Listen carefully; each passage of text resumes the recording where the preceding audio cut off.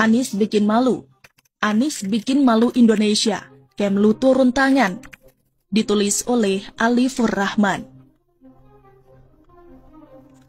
Apa yang dilakukan oleh Anies Baswedan di Jakarta benar-benar tidak masuk akal. Bayangkan, Pemprov mengirim surat resmi pada Duta Besar Negara Perwakilan yang ada di Jakarta untuk dimintai donasi. Ini jelas sebuah upaya merendahkan kepemimpinan Jokowi. Upaya membangun citra buruk terkait pemerintah pusat atau Indonesia di mata negara sahabat. Bayangkan, untuk urusan gayung dan ember pun masuk dalam surat permohonan donasi. Ini apa-apaan? Pemprov kok kayak surat kelurahan? Permintaan donasi dengan spesifik menyebut barang-barang yang dibutuhkan menunjukkan betapa surat tersebut dibuat secara ngawur. Tidak punya perencanaan yang jelas. Dari saya jelas, ada 3 tanda tanya besar yang tidak dapat kita terima.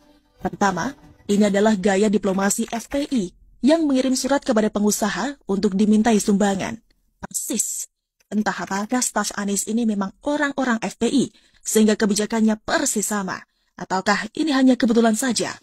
Kedua, tidak ada alasan mendesak yang mengharuskan Pemprov mencari sumbangan atau donasi. Lalu terakhir, dengan APBD 84 triliun tahun ini, sangat tidak logis kalau untuk urusan gayung dan ember harus minta donasi. Gara-gara ini Kementerian Luar Negeri sampai harus turun tangan untuk menyampaikan klarifikasi. Meminta penjelasan kepada Pemprov DKI. Karena jelas ini memalukan, mencoreng nama Indonesia di mata negara sahabat. Ini ibarat ada salah seorang keluarga kita menyebar selebaran permintaan donasi. Padahal posisi kita adalah orang kaya dan mampu. Setelah ditanyakan kepada Pemprov DKI, akhirnya surat permohonan donasi itu pun dicabut tanpa alasan. Intinya sudah tidak berlaku lagi dan tidak bisa dilanjutkan sekalipun ada yang mau donasi. Karena ini negara hukum, semua ada mekanisme dan aturannya. Tidak bisa sembarangan dalam membuat kebijakan dan bertindak. Dalam Undang-Undang Nomor 37 Tahun 1999 tentang Hubungan Luar Negeri, Permenlu Nomor 3 Tahun 2019 mengharuskan Pemda berkoordinasi dengan Kementerian Luar Negeri dalam melaksanakan hubungan luar negeri.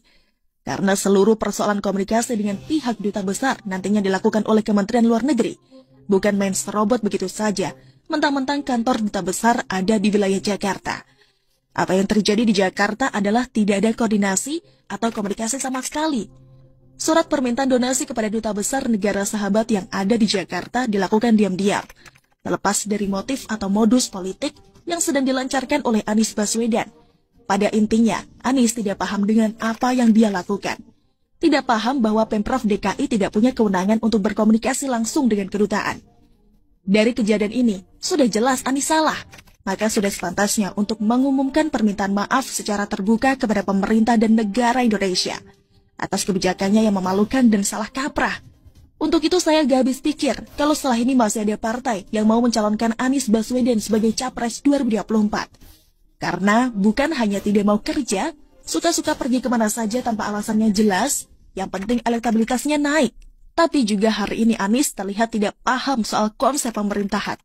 Pemerintah itu berbeda dengan ormas. Selanjutnya untuk partai politik di Indonesia, apakah masih ada yang tertarik mengusung Gubernur DKI ini untuk Pilpres 2024? Dengan fakta kelakuan kirim surat dan tarik lagi setelah ditegur Kementerian Luar Negeri. Bayangkan betapa lucunya negeri ini kalau dipimpin oleh seorang Anies Baswedan. Tidak sadar diri, tidak tahu fungsi, pokoknya cari uang dengan segala cara, termasuk dengan meminta-minta.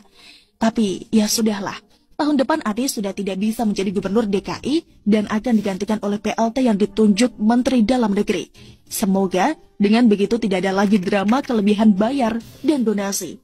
Terakhir, pesan saya buat Anies, bagaimanapun, meskipun kamu tidak suka Jokowi, ya tetap saja kan, mau gak mau kamu adalah warga Indonesia.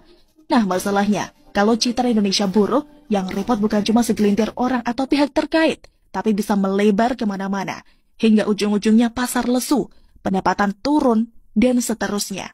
Begitulah kura-kura. Inilah surat permintaan sumbangan kepada para duta besar di Jakarta yang ditandatangani oleh Kepala Biro Kerjasama Daerah Pemprov DKI Jakarta, Andika Permata.